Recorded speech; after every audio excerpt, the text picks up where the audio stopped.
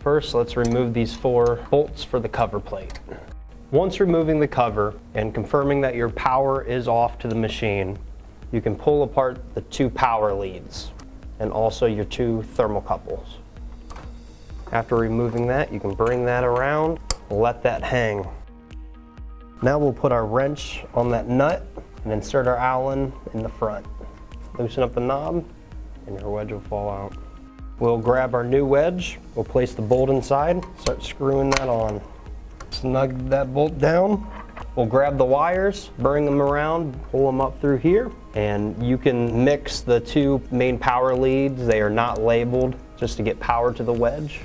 And then we want to make sure, this is important for the thermocouple, that 1 goes to 1 and 2 goes to 2.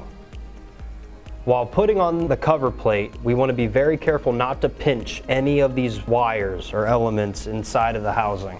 If that happens, it can have your wedge overheat. And now you are set up for welding capabilities.